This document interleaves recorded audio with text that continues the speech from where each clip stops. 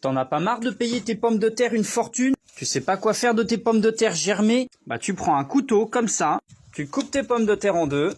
Chaque pomme de terre en deux fera un nouveau plant de pommes de terre, jusqu'à 1 kg de pommes de terre par morceau. Donc moi ce sont mes semences de l'année dernière que je découpe en deux.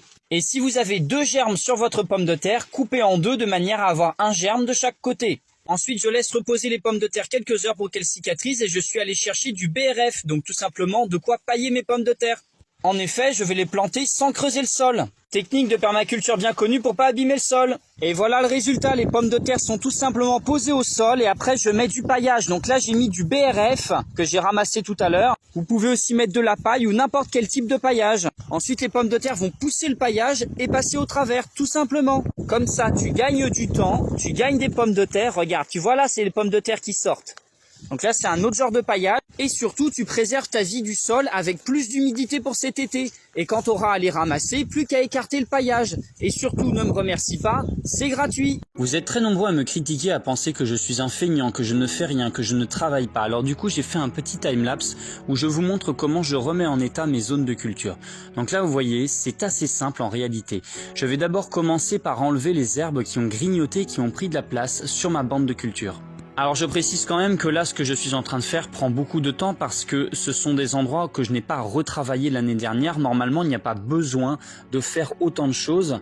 Là je décompacte le sol, normalement ça se fait avec une grelinette mais je le fais à la fourche parce que j'ai pas encore ma grelinette. Et là tout de suite c'est beaucoup plus facile parce que forcément on s'améliore toujours en faisant. Donc j'ai remarqué que c'était mieux de décompacter avant de déraciner les herbes indésirables, ce qui paraît logique, me direz-vous. Donc une fois que j'ai fini d'enlever les herbes qui ont commencé à envahir ma zone de culture, je vais venir mettre tout simplement un petit peu de BRF. Donc là c'est une autre zone que j'avais déjà fait, je la décompacte avant de mettre donc du paillage par-dessus. Je rappelle que le paillage permet de protéger donc de la canicule, de la sécheresse notamment. C'est également quelque chose qui va venir nourrir le sol, là tout ce que je mets, toute la matière que je mets en fait, elle va vraiment nourrir en fait. C'est assez impressionnant à quel point ça va développer les vers de terre, les mycorhizes, les champignons, tout ça qui vont vraiment fertiliser le sol. Un sol vivant, c'est également un sol qui va mieux garder l'eau. Vous pouvez mettre bien sûr n'importe quel type de paillage, ça peut être de l'herbe de tonte, de la paille, du foin, des feuilles mortes, tant que votre sol n'est pas à découvert, c'est très important. Ça évitera aussi la repousse des adventices. Mais c'est quoi ça? J'ai une astuce de génie à te proposer. Au bout d'un moment, l'ail commence à germer dans ta cuisine. Ça veut tout simplement dire que c'est le moment de la planter. Tu fais un petit trou, tu mets la pointe vers le haut, donc le germe, et hop, c'est terminé. Après, tu mets un petit peu de terre par-dessus et tu rajoutes ce que tu veux. Tu peux mettre de la paille, des copeaux de bois, des feuilles mortes ou de l'herbe de tonte. Au bout de quelques semaines, ton ail va germer et va passer au travers de ton paillage. Et au bout de quelques mois, elle sera presque mature.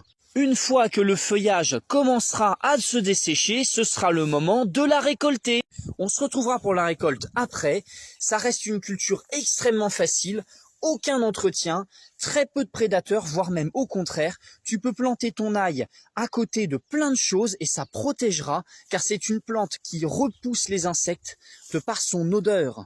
Attention cependant, on évite de la planter à côté des oignons ou des poireaux car c'est de la même famille et donc du coup elles peuvent potentiellement se transmettre des maladies. Et voilà le résultat. J'ai encore acheté des merdouilles sur AliExpress, ce sont des boules de marcottage. Donc en fait tu mets ça dans une tige de plante, tac, et tu remets autour avec du terreau. Je vais vous montrer en situation réelle comment on l'utilise. Alors du coup on va tenter de marcoter une vigne. Donc là ici c'est parfait, on a un petit nœud. Donc voilà, on vient installer notre boule de marcottage tout simplement comme ceci. Bon, alors bien sûr, avant, il faut mettre du terreau dedans, comme ceci. Et vous l'aurez compris, on va venir fermer notre boule pleine de terreau sur notre endroit à marcoter. Donc là, le terreau est en place et on n'a plus qu'à revenir à peu près un mois plus tard. Ne pas hésiter à faire des petits arrosages au niveau de l'ouverture. Alors si vous cherchez à savoir où est-ce que j'ai trouvé ça, malheureusement, vous tapez boule de marcottage sur AliExpress et vous trouverez ce genre de choses. Alors le gros avantage, c'est que vous pouvez multiplier très facilement toutes sortes de plantes. Alors je vous laisserai regarder quelles plantes peuvent se marcoter.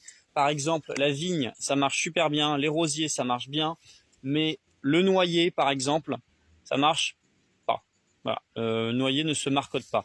Mais les pommiers, normalement, ça peut. Alors bref, renseignez-vous, faites des tests. Pourquoi est-ce que tu irais acheter une serre à Jardiland? Moi, je l'ai fabriquée moi-même, à la main, en bambou. Regardez-moi ces bambous de qualité, ce bambou. On dit que c'est une plante envahissante, mais c'est tellement génial comme fabrication. Et puis, j'ai mis des petites ficelles pour que le PVC tienne bien. Une porte fabriquée à l'arrache. Et donc, au final, en 2023, j'ai été obligé de déménager cette serre parce que, tout simplement, elle va être mise ailleurs, vu que là, tout simplement, elle est chez un ami qui est en train de déménager.